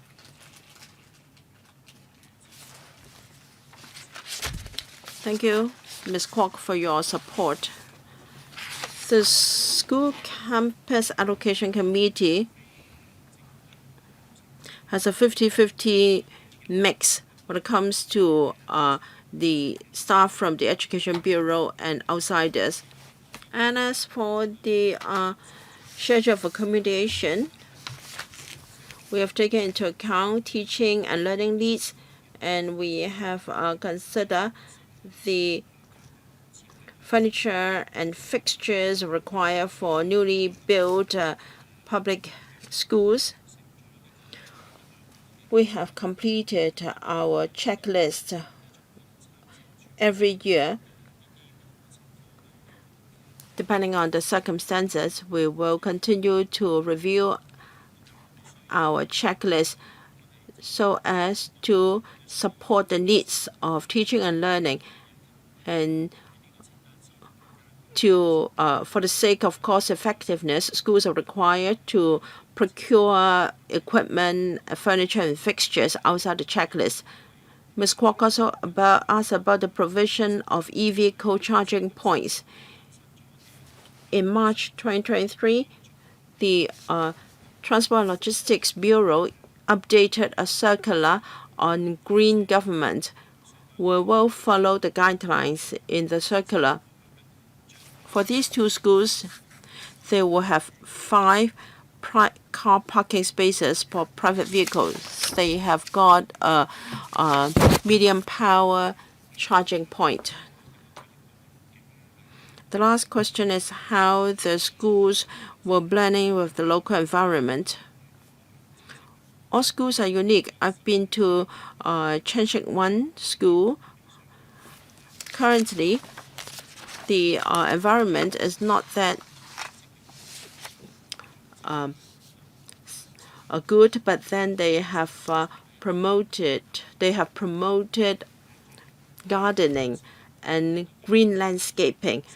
I believe schools are able to do that in the future. Let me supplement. In December 2022, the Education Bureau said that for many committees, the membership is not a 50-50 mix.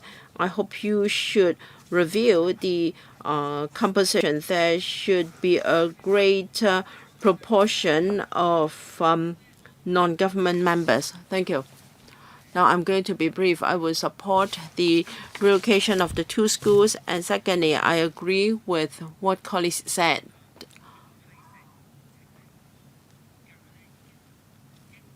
Now, the cost is close to 600 million for the first school.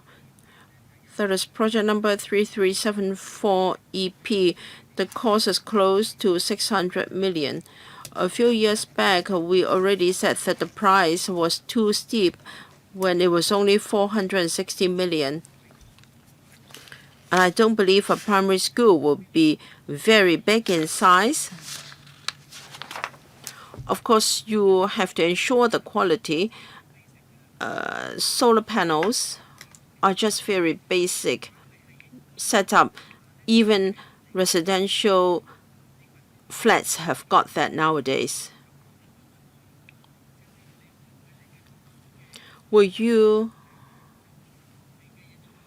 provide high-tech equipment and facilities?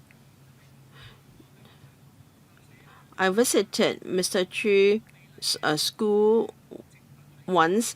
I saw a very pleasant trees and plants there. Now, the location here is Kutong North and Fanning North is a rural area. Now, given that the estimated costs are so high, I think it is natural for us to be more demanding. This project will go to PWSC, but we would like to know a very detailed design. Either you lower the project cost or you provide more quality facilities in the school premises. Thank you for your support, Chairman. Both schools will consider how the school premises can blend in with the natural environment. For CKLA or Chen Shik Wan Primary School, we've got a Chinese herbal garden to allow students to develop a sense of environmental protection. And for Puling School, at suitable levels, there will be landscaped terraces linking up classrooms and special rooms to allow students to be in closer touch with the nature.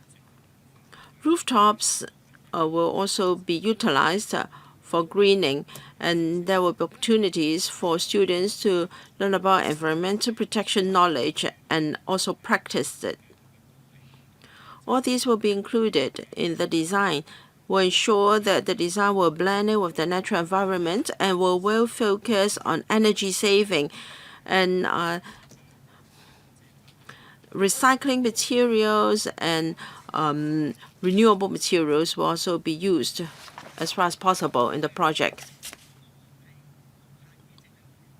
Now, the idea should not just be confined to environmental protection. Technology, for example, should also be incorporated. You can use that school as a demonstration for others. Right, we have the second member.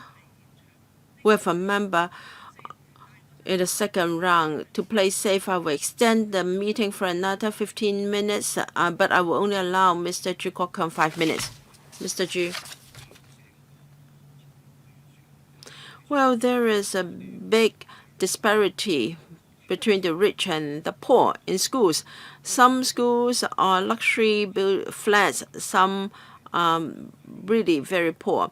I've led the secretary to visit some of our school premises that are really dilapidated and very small in size, and we have yet to see improvements to these schools.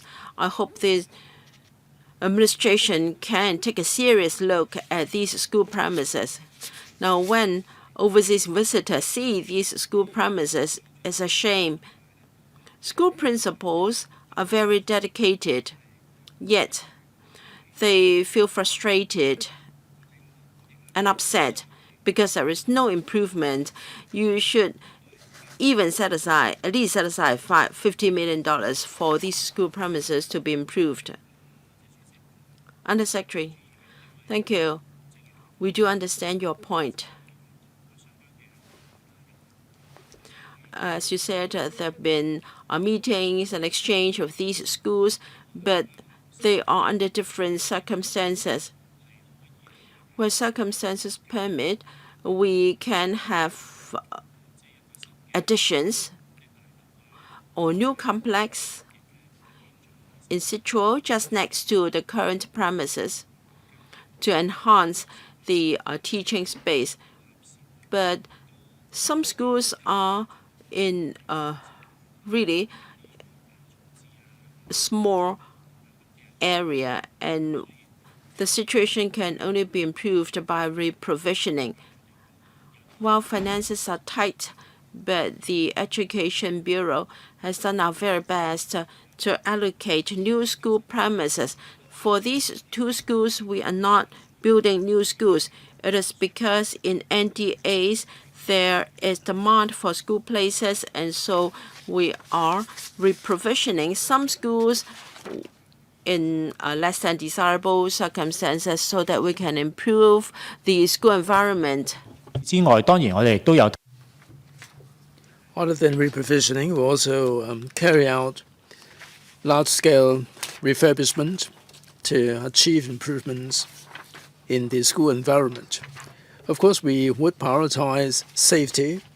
If there is any safety issue or safety underlying unsafe conditions, we would carry out emergency repairs to ensure that there is a comfortable and safe environment for the students and teachers. We will not be discussing any broader issues than this. We're focusing on these two schools. I think we have had enough discussions. Let me put this to members. Do you all support the idea of the administration submitting the two projects to the PWSC?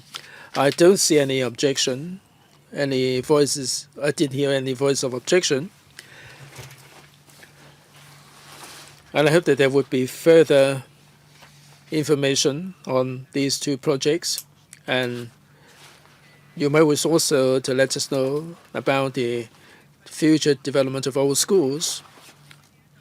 So that's where we draw the line there. Thank you all very much.